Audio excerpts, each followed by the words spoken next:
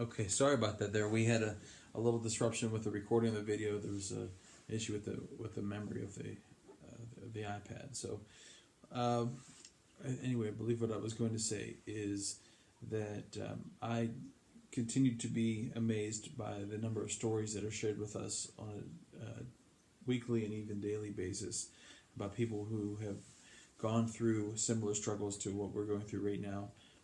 People who have loved ones who are battling cancer or have battled cancer, children, younger folks, older folks.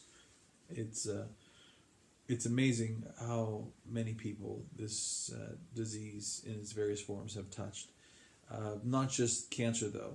We've heard many stories about people who needed organ transplants and people who were told that they only have weeks or days to live and have survived. And while I know that I heard many of these stories before this happened to us, I don't know that I ever appreciated as much as I should have what people go through. People in your community, people in your churches, people in your schools. And so I just want to encourage you all, especially those of you who would have been like me prior to this year, who maybe have been impacted by a disease like this or someone going through a very difficult medical situation peripherally. Maybe you knew somebody but not that well, or anyways, it wasn't something that deeply touched you. When you do hear these stories, particularly from the people who are directly affected, take the time to let them know that you are thinking about them. In some ways, I feel almost guilty for the number of cards that we've received, the number of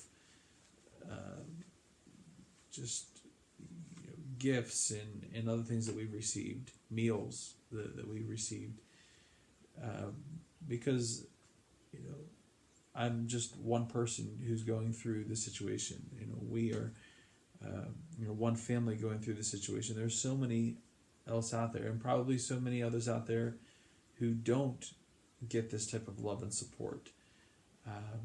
So, I'm not saying that in any way to encourage you to stop doing that for us.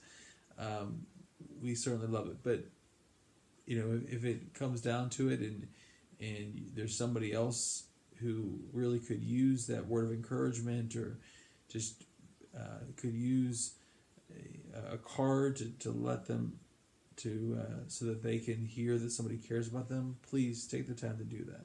Yeah, because it's not always the people that are going through that you might not know that they're going through something, and how much a card could even mean. Sure. To be sent to somebody. They don't have to be, knowing. You don't have to know their problem. Cause exactly. Yeah, and I hope that's something that I learn. I believe I will, but it's certainly something I want to carry forward. When I have an opportunity to send a card, or when I have an opportunity to, we have an opportunity to make a meal, or to start a meal train, as someone did for us, to do it. I just am blown away by the number of people who have gone through tragic situations and are going through very difficult situations currently. So, again, I encourage you all, if you know somebody like that right now, take the time, go pick up a card that costs $1, and just let them know, hey, I'm thinking about you, I care about you, and pray for them.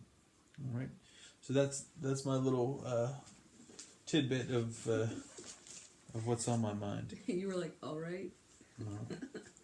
And so I'll end tonight with a Bible verse, and this Bible verse kind of goes along the lines of what I just shared. And for those of you who who study the Bible and maybe know this verse and know it within the context, the context of this verse is talking about sins and helping one another who are struggling with sins. But I don't think it is wrong or a stretch to maybe use this verse to talk about what I just shared. And this is from Galatians chapter 6, verse 2. And it says, bear one another's burdens and so fulfill the law of Christ. And when you take the time to write that card or to send a text message, to take the time to let someone know that you are thinking about them, that you're praying for them, I think that's a way of bearing one another's burdens. And many have lifted the burdens off of us, and we can only hope to do that for others. So that's what we have tonight. That's the update. We're coming up here on, again, less than 2 weeks, so we can see the light at the end of the tunnel and getting through this.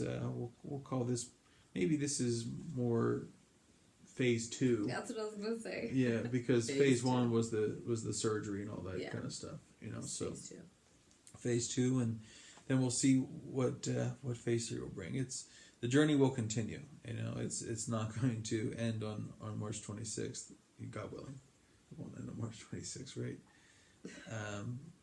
So anyway, that's it from us. Have a good night. God bless you all, and take care. Tell someone you care about them. Bye.